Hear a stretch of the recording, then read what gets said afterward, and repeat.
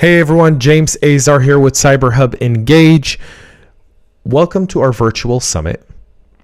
You just caught a LinkedIn Live with me and Smriti as we were talking to our LinkedIn audience a little bit about giving them a preview into this specific session.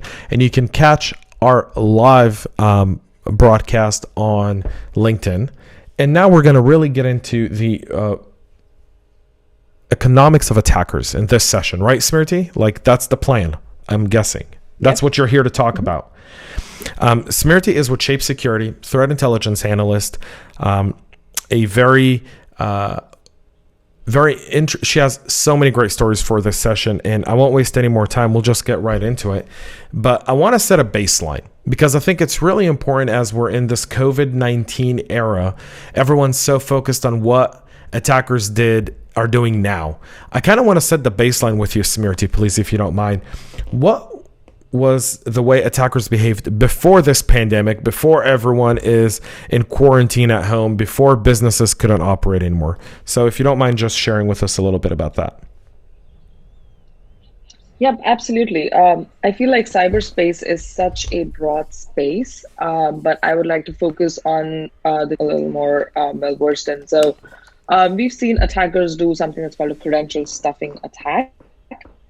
Credential stuffing attack simply means that the attackers get a huge list of username passwords. They go to any one website and they try to jam in all of those username passwords to identify which one is the correct credential match for that enterprise. And if they're able to get into this account, they can then take advantage of whatever they find in the account. So the value inside an account could vary depending on what industry you're in. So if you're a bank, pretty obvious, you have the money in there. If you are an airline or a hotel, not that obvious, but you have miles and points, which can be treated almost as much as cash because you can book flights, you could book hotel rooms, etc. So pretty much very valuable.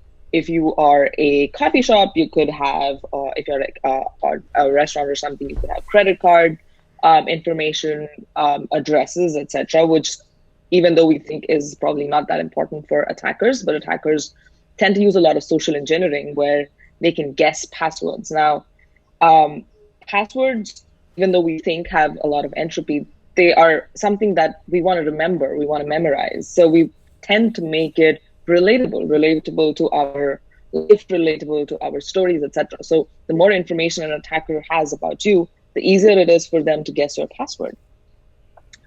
If the attacker is trying to attack, let's say, a retail store, again, you could have like loyalty points that they could redeem or steal, or they could have your credit card. They could, credit card information. They could just purchase something from your card, have it delivered to their own addresses, etc. So depending on what industry you are in, that kind of differs what the attacker does.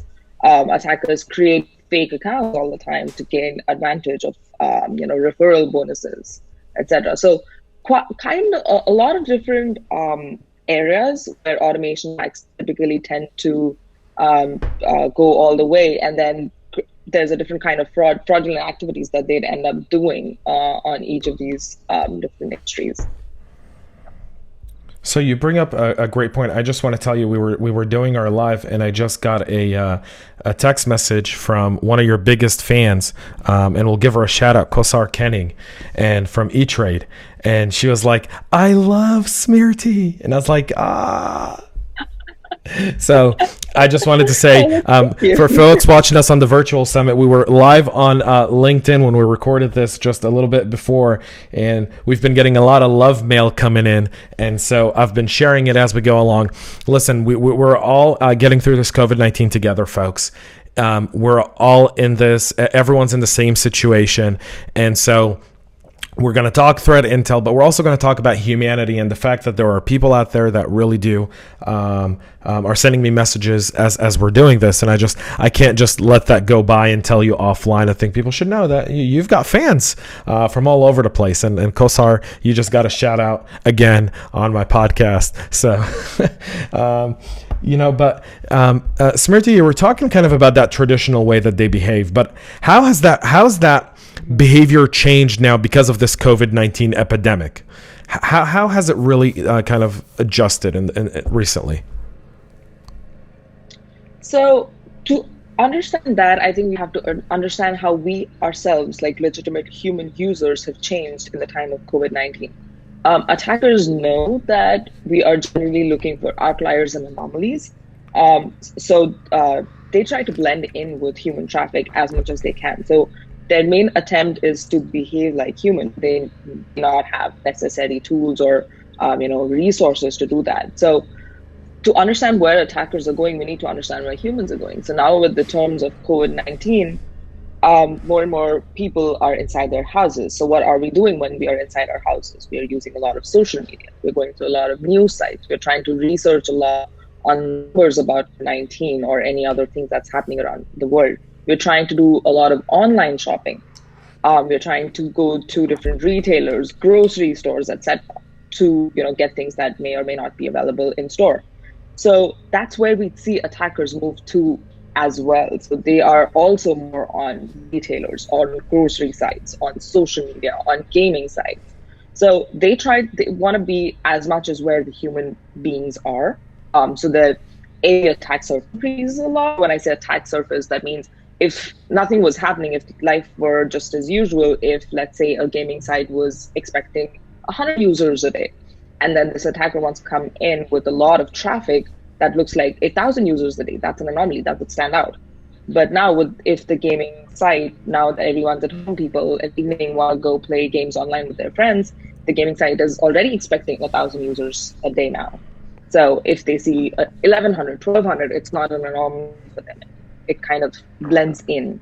So these are the verticals that we are seeing more and more attack traffic get to.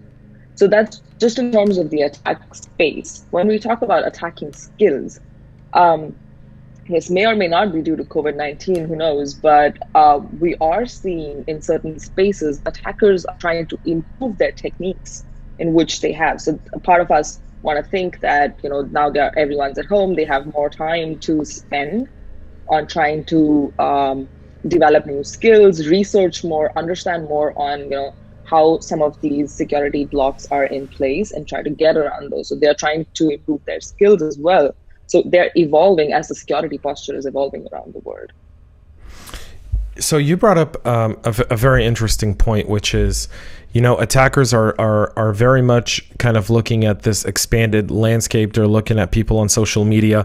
One of the things that's been reported is there's been over 4,000 coronavirus, COVID-19, and Wuhan virus domains that have been registered since this has started, predominantly by malicious actors, correct? Absolutely, yes. So because now, go ahead, James. No, please. People want to hear from you. They don't want to hear me. Go ahead. I was just going to say that because now we are more, we want to research a lot more and know more about what's happening in Wuhan and what's happening in New York, what's happening everywhere, Italy, Spain, and all, for attackers to develop domains, which are phishing domains that look like, you're going on to a that has all of these statistics, and then that domain or that website has malware in it. And without knowing, people on social media are just clicking on different sites that would take them to all of these new domains that have been registered. And we, as you said, we've seen an increase in these registered domains. These would just download so much malware on your phone, and that's given an attacker an entryway. So we have to be very careful now that we are on social media so much on what links we're clicking at, where are we getting our information from. Yeah, I think that's just in general, though. We should be doing this all the time and not just during attacks or not just during this period. I think it's something we need to be doing all the time. But I kind of wanted to ask you, how do attack vectors change in remote settings? I mean, what can we expect to see as time goes on? People really settle in for this. I mean, this isn't going to be over next week. This is probably going to go on till mid-April, and April, maybe even the first few weeks of May. Every healthcare expert is expecting us to hit the U.S. peak of this COVID-19 virus around the third or fourth week of April. So, and then we're going to start flattening the curve. And so we're probably in this for a while. So, what can we expect to see as time goes on from an attacker perspective, and how attack vectors are changing in these settings? Sure. I think that's a very interesting thing to think about on where we are now and how is this going to change. So, um, one of the things that I mentioned before, we are just seeing so many malicious websites come up with fake domains. Um, this could also lead into phishing. So, let's say you are trying to find things that are not available in your grocery store, sanitizers, frozen food packets, soup cans, whatnots. You see links from, let's say, Target that says there are all of these things are present in store, but it's only for online delivery. So, and you click on the link and you do not see that there is a double T in the Target. Right. What you've basically done is landed on a phishing site for Target without realizing it. Now, the look of that page would feel the same, but it is not a legit website. It's a website that was created by attackers. Now, they could ask you to log in, give your username and password for Target. What you have now done is willingly given over username and password over to an attacker, and now they can actually go to either target.com and use whatever information is there in your legit account, or knowing that users typically reuse their passwords on a lot of websites, try to use that same credential pair on a lot of different enterprises to see where else can they, now find more value from the one credential that you have now provided to them. So what this essentially done is we've reduced the effort for an attacker to take 1,000 username passwords and put it into Target and then find probably one password that is true. Instead, of now given them that one password that they can now go and check on Target. So we've basically made it easier for them through the phishing site.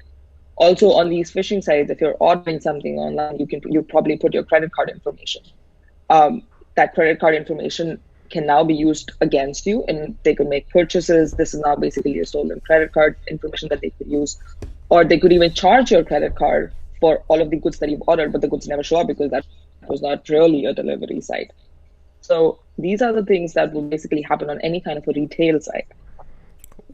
What should people pay attention to? So you're bringing up a lot of really different attack vectors and how they're going to take advantage of the situation. What are some of your tips for people to really mitigate so they don't become victims to this? What can you share with us about that? So I think one of the biggest things that we need is security awareness. We need to be aware of what are some pieces of information that an online website would or wouldn't ask you. We need to be aware of, let's say, all of these attacks that happen with the OTP. Now, people are not, no bank is going to call you and ask you for your OTP. That's not things that happen. So if you get a call that talks to you about your transactions and then they ask you for your OTP on the phone, we need to be very aware and very careful that we don't hand out this information.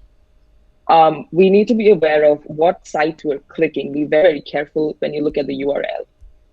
We all visit so many different websites every day that this may be hard, but it's very important for every safety that we do look at where we're putting our credit card information and where are we putting our username, passwords, and does the page that said it's target.com actually feel like target.com, or do they have the logo in the wrong place and maybe the spelling is not correct? So these are tiny things that we just need to be more aware of. And these are things that we could take or we could action on ourselves before, getting defrauded for any of these things. So we were talking kind of a little bit about different attack vectors. You shared some great points here of what people should be doing from an awareness perspective, not to really fall for a lot of those phishing and malware sites, places where you make it really easy for them to get your username and password. But like you said, you were talking a little bit about target.com or a gaming website, but I think what's a common misconception for a lot of folks, even those in cyber, is they all feel like a hacker. The kill chain is the same, but the methods are different, right? So how do excuse me, I don't have corona, all right, just so people know. I'm just excited. That was on dry cough we heard. That was a dry cough. If you want to coughing on my mic.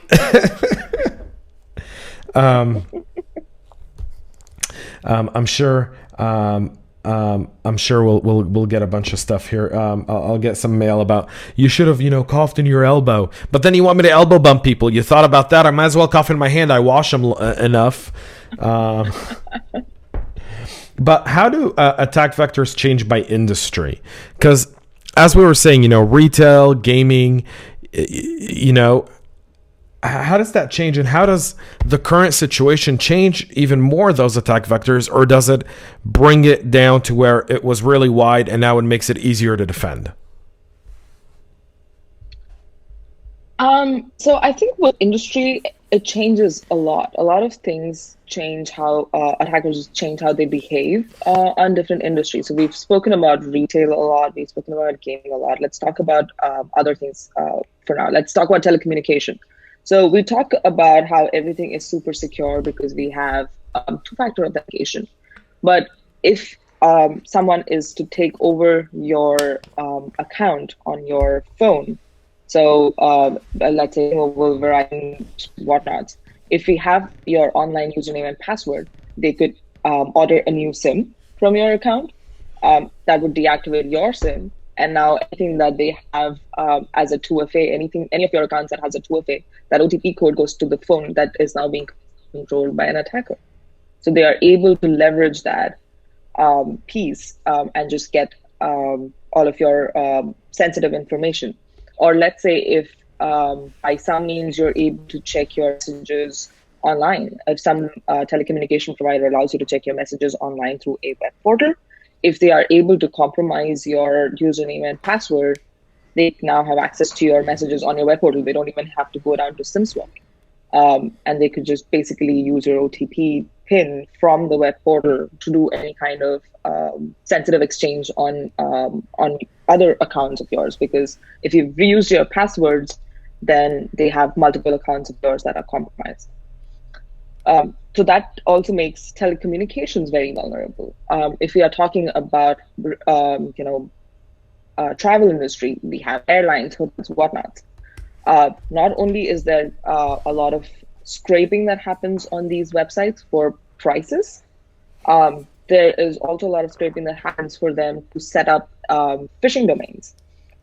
There are people who would set up fake accounts with different travel industries to get free points, free miles, and whatnots.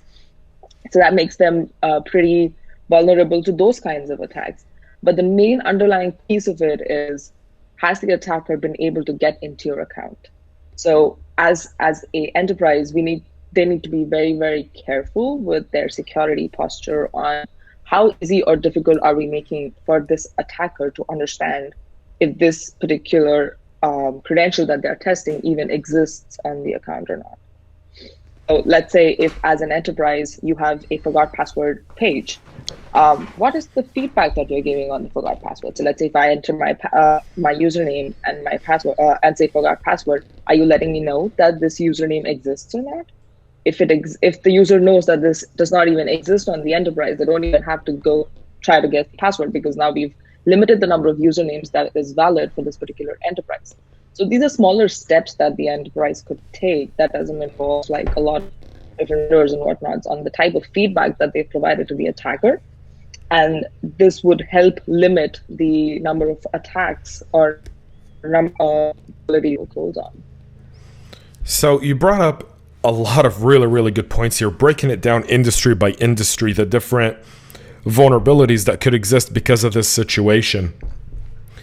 And the attack vectors that obviously they would utilize. Do you feel like there's one industry that's a bit more vulnerable in this situation than others? And if so, which one is it?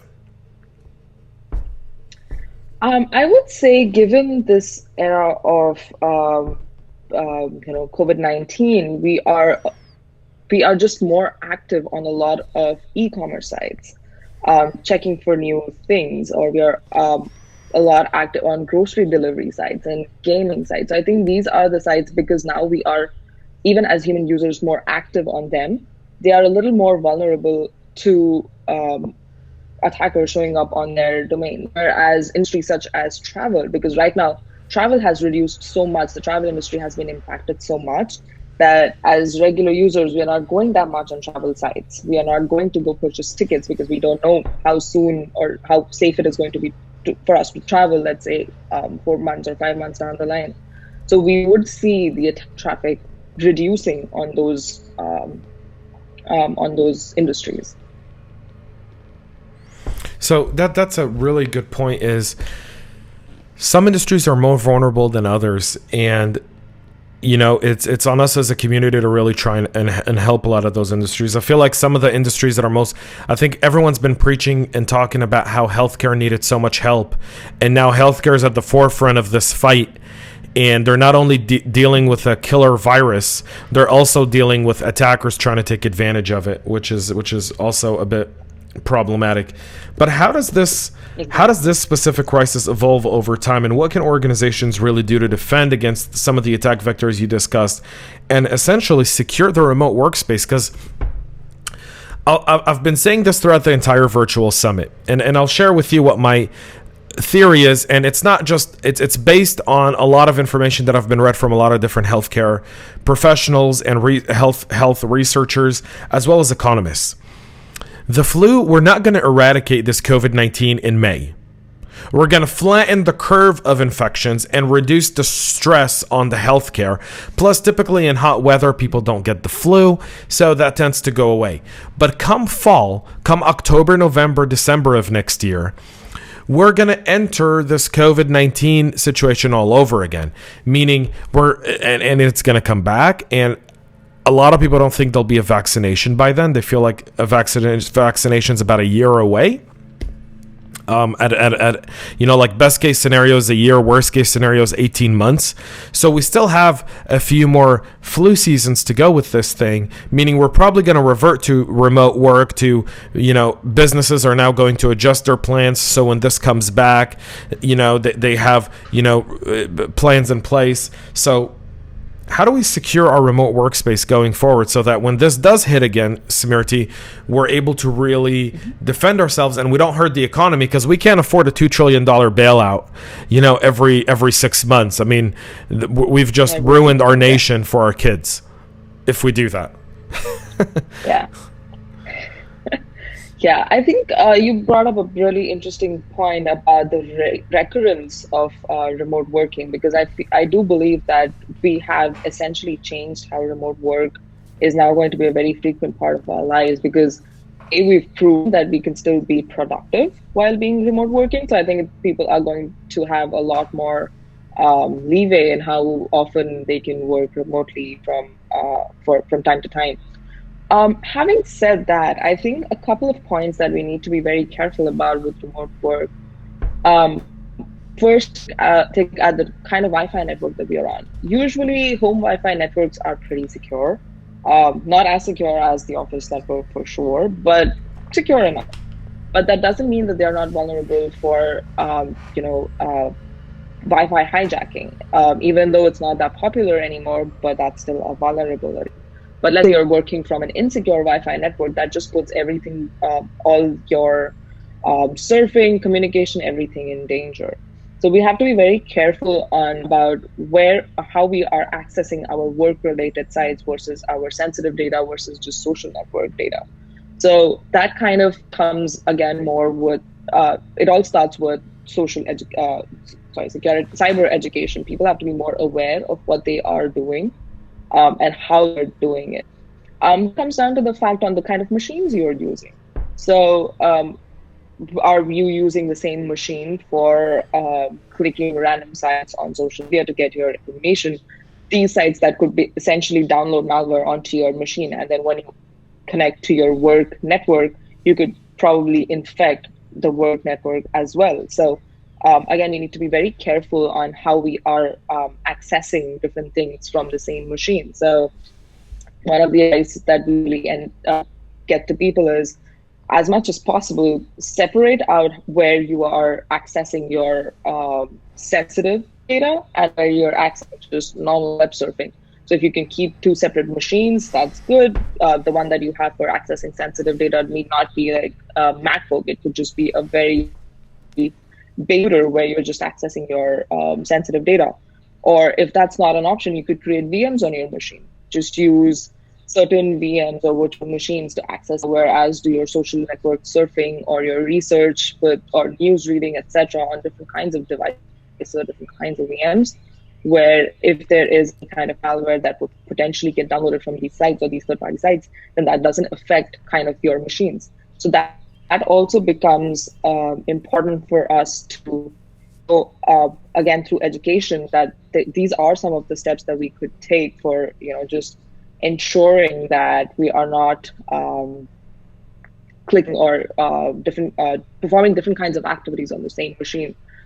Because right now with the COVID-19, there are different kinds of Google apps, different kinds of I think there's something that's called coronavirus maps that is at stealing passwords out of your machines. There are apps on the Play Store that are dropping malwares on phones. So they are out there. Be very careful with the kind of apps that you're downloading on your phone. I know we are looking for different ways that we can engage with different people socially, or games to keep ourselves entertained. But we need to be very careful in what is the kind of things that we are downloading. What are some of the reviews that people have given before we download anything onto our phone, onto our laptops, to ensure that we're not infecting these hardwares that could potentially lead to a much larger impact than what it is right now. And the more we're going to stay at home, the more this is going to be a part of our lives. This vector of attacks is just going to get more and more sophisticated. So we need to ensure that we are aware of all of these from the get-go itself. So kind of in wrapping up our session, I would say, how do you see the current COVID-19 crisis change the cybersecurity paradigm over the next probably 18 to 24 months? I feel like we've always been so focused. The theme at RSA last month was the human element. I feel like the human element just went out the freaking door, and it's now the remote work element, right? The remote element, the BYOD element, we've redefined endpoints. So, I don't want to answer your question for you, but how does all of this how does this current situation change the cyber paradigm going forward, in your opinion? So I would say that because the online world access is such a big part of our lives, and that is just going to increase more and more out here, we have to be very careful on everything that we do online now is vulnerable. The attack and is only going to increase more and more as our only medium of connectivity with the world is going to be apps and websites. We just have to be aware that we are opening up more and more attack surfaces that are more vulnerable for all across the world. So the first step would start with vigilance. We just have to be very careful and understand that we are not that lucky. We are not getting lotteries. We are not just, people are not sending free drinks to us, or if any of these things come to you, just be very suspicious that why has it come to you now? Why now? Why are people sending you free work now? It's like that doesn't happen. The government isn't going to email you a COVID-19 area update via email from a guy by the name of Kevin Jackson. And for any Kevin Jacksons who are watching, I apologize for using your generic name. You are special in your own way, Kevin Jackson. But, the government isn't doing it. They're just not. I mean, I don't know about you. I got a postcard in the mail, and it was President Trump's instructions for the American people during COVID-19. And it was a postcard, a small little postcard. I got it in the mail yesterday. And that was official, kind of from the CDC and Health and Human Services, talking about social distancing, talking about why quarantine is so important, explaining that. It was a small little postcard that you got in the mail. That's for those who don't know this, it's 2020. The U.S. government still uses the postal service. And they're still going to communicate with a printed letter from a piece of paper that might be recycled, may not be. So depending on your environmentalistic kind of opportunity to that's kind of your own kind of thing. But the government isn't going to send you anything via email, especially to your work email address. Like, no company discloses their work email addresses to the government. None. Like, I can attest to that. There's no company on planet Earth that gives their entire Active Directory database to the US government to send an email. Do you agree? Smriti, do you agree with that? I absolutely agree. Like, yes. No, this is not a communist regime here. Our government is a slow democracy. It took them 2 weeks to pass a $2 trillion bill. So let's just remember that. I think that's where we basically need to be at. Yeah, just awareness on what is possible and what is not possible. Yeah, you've brought up so many good points in this session, specifically talking about how different CISOs in different industries should really start to look at how attackers are going to take advantage of either the increased traffic on their network, the remote workforce, the different applications that they've had to install last minute in order to be able to still operate and have some sort of business continuity. There's so much to that that's just really, really important. That's some really, really great information, folks. And one of the things you said in our LinkedIn Live, and I'd like you to kind of close off with this, is you were saying increase the cost of an attack right now, simply because if we're in an economic downturn, so are they. So if you're able to just make it a little bit more expensive to attack you, they won't. Can you explain your logic behind that? Because it was really, really good. Absolutely. So think of attackers as businessmen. They are going to put in just the minimum amount of things that they can, minimum resources that they can. They want to attack as many different enterprises to get back the most in terms of returns. So they will probably not create a snowflake solution that is very targeted to you. So what they would end up doing is, if they have a solution that they know works against enterprise A and B, but on enterprise C, it's not working because you have made it just one step difficult for them, they're probably not going to spend the time and energy in revising their entire tool. They're going to move on to enterprise D, where it's probably going to work. So that's what we need to realize and understand. We can't completely eradicate attackers and make it, have the most sophisticated security posture. What we just need is one step more expensive for them, because they don't want to spend the time and energy in revising their tools or their techniques to gain something that's behind your door. If the thing that they are gaining from your website is not as valuable as the amount of resources that they need to put in to change their tools, they're going to move away. It's not an enough return on their investment to waste their time and energy in trying to just attack one particular enterprise. So it's just more on how much can they scale and how much can they get in return from that, is what their mentality usually is. Smriti, I want to say thank you so much, folks. Smriti Kawal Jaggi with Threat Intelligence Analyst with Shape Security, who have been a supporter of our podcast and our actually in-person event for over a year now. I know that the team at Shape is very, very skilled, very talented. We did a tabletop exercise with your team last year at an event here in Atlanta, and we had a blast.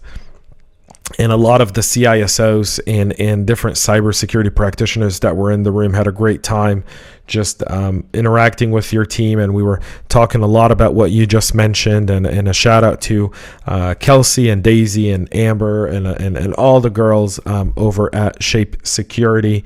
And Smriti, thank you so much for joining us and embarking your amazing knowledge and just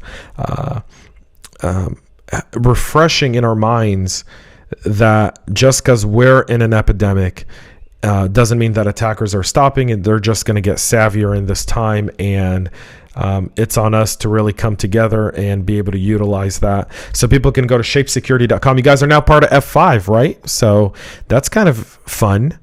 Yeah. A little bit more resources, a bit more growth. That's always great. And in these times, folks, I think we all kind of step back and This is airing April 2nd. We're recording today is Friday, March 27th. And I say that for those watching the virtual summit. Yeah, we pre-recorded a lot of this stuff, and I'm sorry. It's very difficult to get everyone who you've been hearing on the virtual summit to agree to show up at the same time virtually. Different time zones, different locations, different availabilities. And so I apologize. We really did want to kind of do some live interactions. We couldn't. That's why we went on LinkedIn Live, and allowing you to interact a little bit with some of these speakers. And we'll probably have Smriti back on LinkedIn Live again really, really soon, so you guys can ask more questions, and you can submit those questions either on our Twitter page at CyberHub Engage. You can also do it on our YouTube page at CyberHub Engage as well. You can also go to our website. You can contact me directly on Twitter, James_Azar1. So a lot of different stuff that we can do with this, but I kind of want to sign off, and I want to say this to Smriti and the folks at Shape. This period of time requires a bit more vigilance, and so thank you for Shape support, one, for helping put together our virtual summit and bringing us great content, and for those watching, just go to shapesecurity.com, reach out to the team. You can reach out to Smriti. She's on LinkedIn, right? Are you on Twitter too? I forgot to get your Twitter handle. Yep. What's your Twitter handle? Can you let people here know so they can? A lot of people like to tweet. Yeah, Jaggi_Smriti. Awesome. So you guys can obviously do that, and we're going to take a break. And one more session. I think there's a few more sessions left in today's virtual summit. I don't know how we're organizing this, so we'll probably edit this part out. So I'm just saying it randomly now. We're going to take a commercial break. We're going to be back with more after this. So go make yourself another cup of coffee, get the sandwich, kiss the kids, say hi to the wife or the husband or your partner or your roommates or your mirror. A lot of lonely people this time. You're not alone now, folks. You're with us here on the CyberHub Engage Virtual Summit. We'll be back with more after the break. Until then, folks, stay healthy and stay cyber safe.